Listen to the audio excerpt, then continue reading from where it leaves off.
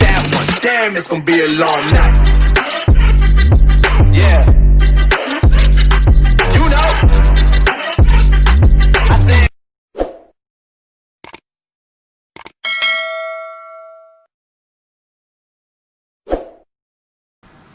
What is up mga pare ko? This is your boy again, Immortal PH.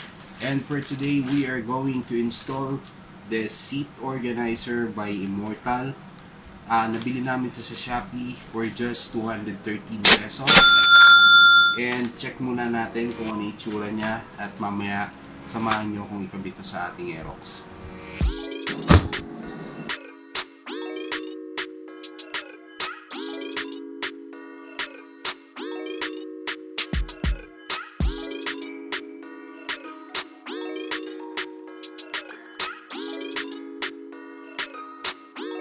So ganito yung itsura niya mga pare ko. May kasama siyang strap. So first thing na napansin ko dito, medyo manipis siya, which is good kasi hindi niya masasakop yung space ng compartment ng motor natin.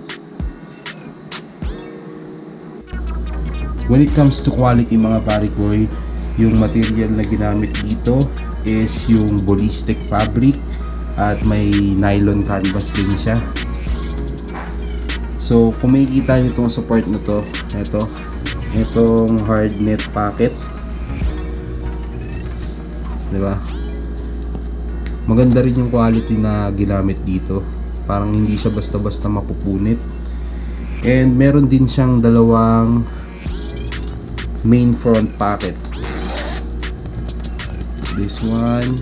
So pwede natin ilagay yung mga papeles natin dito like ORCR at kung ano-ano pa. So pareho lang siya ng size ng haba sa taas at sa baba.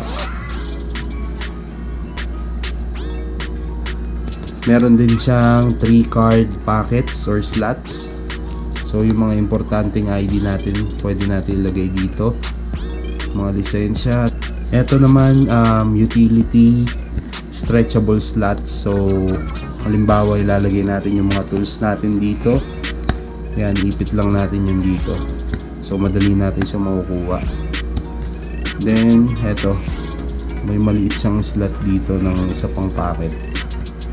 So kung ano man magkakasa dyan, pwede nyo ilagay dyan.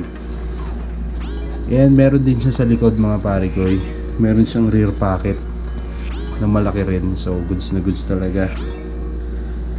Para sa akin very useful siya mga pare ko kasi marami kang malalagay na importanteng gamit, especially mga papeles, basic tools, para hindi siya gulo-gulo sa loob ng compartment natin, di ba? At of course, from the word itself, organized siyang tignan. Napili namin tong version na to ng seat organizer kasi plug and play na siya. Hindi siya kagaya ng ibang version ng Immortal or any types of seat organizer na kailangan pang baklasin yung pairings pati yung upuan ng motor. So plug and play na siya, napakadali lang. Sa mga gustong bumili na itong seat organizer na to, ilalagay ko na lang sa description yung link para hindi na kayo mahirapan hanapin. Let's go mga pare ko, ikabit na natin siya sa Aerox. Samahan niyo muna ako sa labas. So yun na nga mga pare ko, ikakabit na natin tong seat organizer. So bali ito yung strap and this one is yung hook.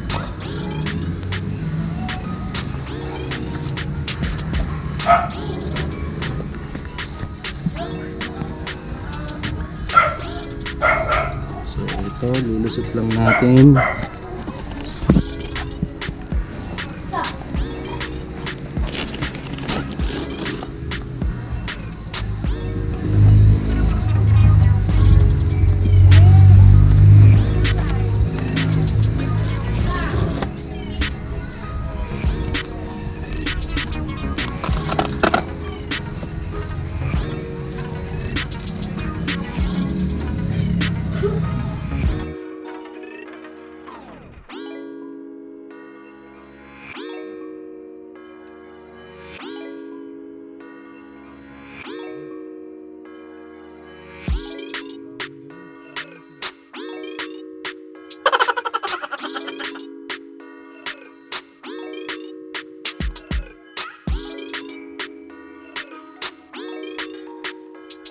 One eternity later.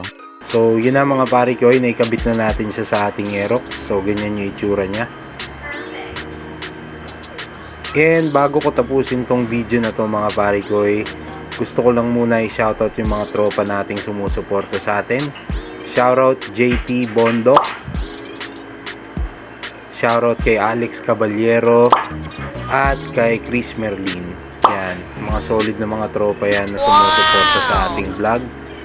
So that's about it guys. Kung nandito ka pa sa dulo ng video, maraming salamat. This is your boy again, J Moro PH.